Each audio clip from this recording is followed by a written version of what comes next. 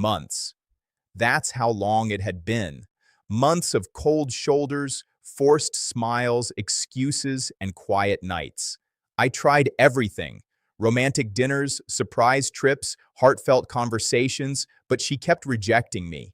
My wife, Hannah, the woman I had loved for 12 years, the mother of our son, Luke, seemed distant, almost unreachable. I told myself it was stress, work, parenting, life. But deep down, I feared the truth. It started small, a touch on the shoulder, a hug in the morning, but it never progressed. I asked gently, "Is something wrong?" She smiled, vague, distracted, and changed the subject. I tried to be patient. I tried to be understanding. I waited, thinking that the closeness would return. But it didn't. And then came the nights when I would lay next to her, arms outstretched, hoping she'd notice, hoping she'd remember us, hoping she'd choose me. She didn't. It was one night, after another rejection, that the anger and frustration I had suppressed finally surged. I couldn't sleep, I couldn't eat, I couldn't pretend everything was okay. I confronted her, quietly at first. "Hannah, what's happening with us?" She looked at me like I had asked a ridiculous question. I don't know," she said, almost whispering. I need space. I need time." Time. A euphemism I had learned to dread. I realized then that something else was going on, something she wasn't telling me. The distant looks at her phone, the subtle secrecy, the way she seemed to light up after texting someone, small things I had brushed off, but now they made sense. I decided to take matters into my own hands, not impulsively, not out of vengeance, but because I needed clarity. I needed proof. I waited, watched, observed her patterns. And then one evening, she went out under the pretense of a girls' night. I followed at a distance. She met him at a small bar downtown, a man I had seen her talking to at work events. The chemistry between them was immediate. The way they laughed, leaned close, touched lightly. It wasn't subtle, it was intimate.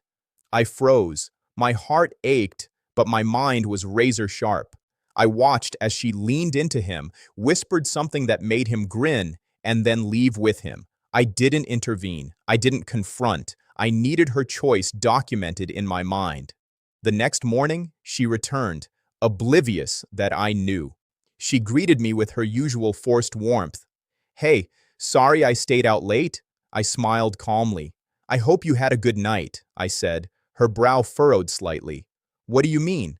I didn't answer. Instead, I observed every gesture, every hesitation, every small detail that betrayed the intimacy I had discovered.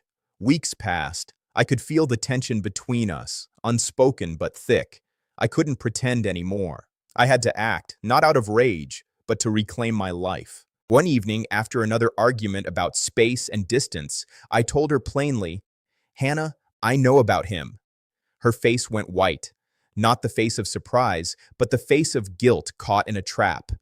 "What are you talking about?" she asked too quickly. "The man you've been seeing while rejecting me," I said calmly. "I watched you. I know everything." Tears welled up in her eyes. "You can't. How?" "I followed you. I waited.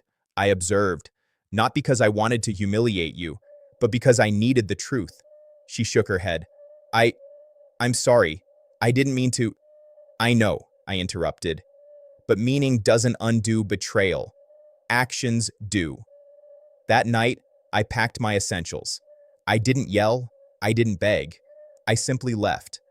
I went to a small hotel, booked a room for a week. I didn't answer calls. I didn't respond to texts. I wanted to think, to breathe, to reclaim the pieces of myself she had slowly chipped away at with rejection and infidelity. I realized something critical during that time. I had been patient for months, forgiving for months, hoping for change for months.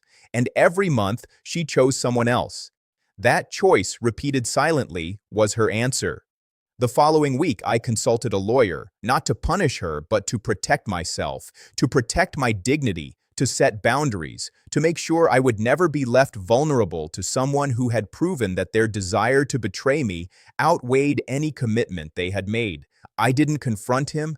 I didn't tell her parents. I didn't make a scene. I focused on what mattered: me, my future, my self-respect. Months later, she tried to reach me. Messages, calls, apologies.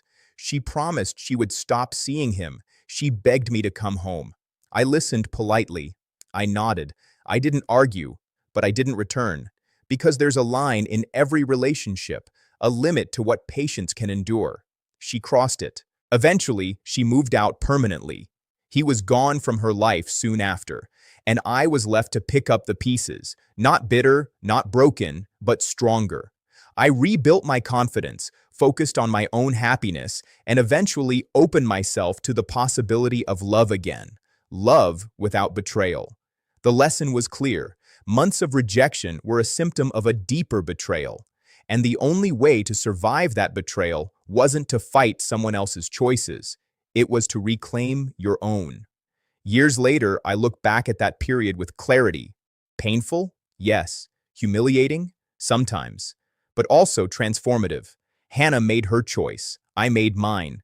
And the difference is profound. She chose fleeting desire. I chose my life. And in the end, that choice made all the difference.